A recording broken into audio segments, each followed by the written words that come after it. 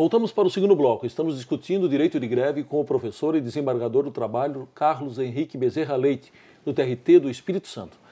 Desembargador, o perito da Organização Internacional do Trabalho, Mário Ackerman, aqui nesse mesmo programa afirmou que a melhor regulamentação do direito de greve é aquela que não existe, pois toda tentativa de regulamentar sempre impõe uma redução do direito. O senhor está de acordo com ele?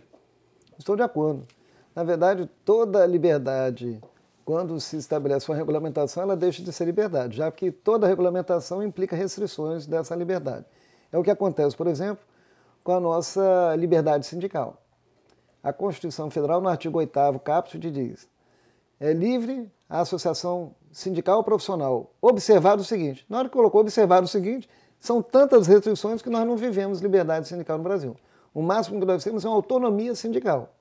Mas liberdade sindical, nos termos da Convenção 87 da OIT, por exemplo, nós não temos. Tanto é que o Brasil nem ratificou essa convenção, que é considerada pela própria OIT a mais importante convenção. Muito bem, uma greve tem naturalmente por objetivo criar uma situação tal de prejuízo ao empregador que esse se disponha a negociar as reivindicações dos trabalhadores.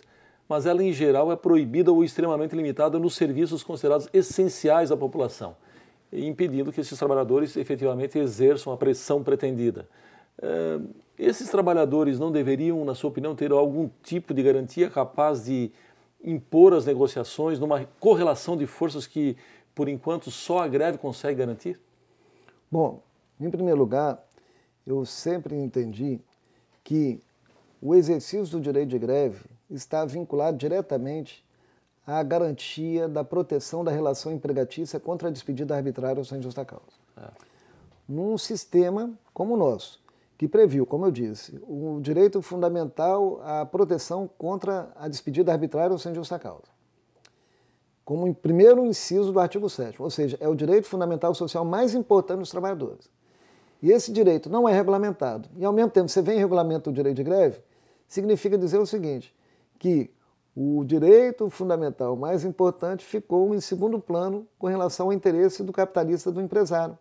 Porque, ao regulamentar o direito de greve, se restringiu tanta coisa, principalmente no caso das atividades consideradas essenciais, que esses setores se veem muito prejudicados, os trabalhadores desses setores, porque, em primeiro lugar, têm dificuldade de se reunir e reivindicar, porque qualquer reivindicação para o empregador, se eles fizerem greve, eles vão ter pelo menos a garantia no emprego durante a greve.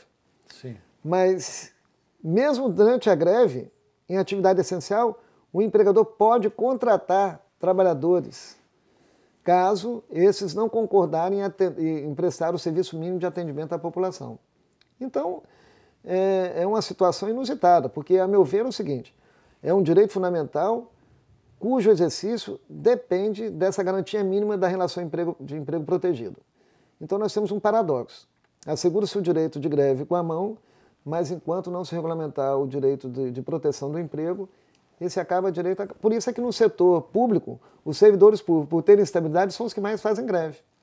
Certo. Porque eles não têm o receio de perderem o emprego pelo fato de exercerem um direito fundamental, que é um direito vinculado à cidadania, é um direito de solidariedade. Muito bem, desembargador. Nos anos 90, o Tribunal Superior do Trabalho considerou a greve dos petroleiros ilegal e impôs multas de tal monta que praticamente inviabilizaram os sindicatos em todo o país.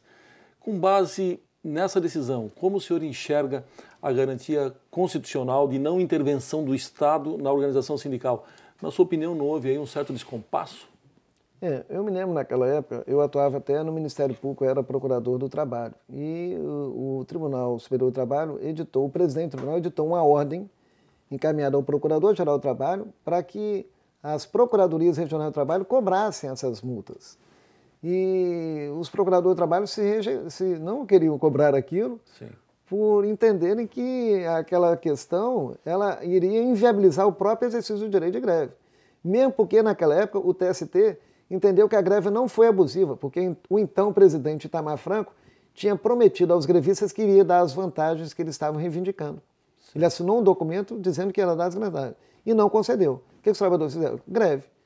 Então, os trabalhadores petroleiros num dissídio coletivo, o TST foi um paradoxo. Mandou pagar os dias parados, mas mandou cobrar a multa porque não tinha atendido o atendimento mínimo à população. Quanto menor a intervenção do Poder Judiciário no exercício do direito de greve, mais a greve ela vai se chegando naturalmente a seu fim e vai haver cessão de todos os lados. Porque se deflagrar a greve, imediatamente levar esse conflito a juízo, a greve realmente ela deixa de ter o seu valor social, porque a finalidade da greve é contra a tirania, contra a opressão, e para estabelecer uma nova ordem mais digna, de novas condições de trabalho, etc. É verdade também, eu reconheço, que às vezes acontecem alguns abusos por ausência de uma capacidade educativa dos próprios dirigentes sindicais, certo, que às vezes insuflam movimentos violentos. Essa greve nós somos totalmente contra. As greves pacíficas, que têm uma causa justificada, vinculada aos direitos humanos, à democracia, ao meio ambiente do trabalho, essas greves devem ser muito bem vistas pelo Estado Democrático de Direito. Desembargador, está na hora de mais um intervalo. Nós voltamos em seguida, é só um minuto.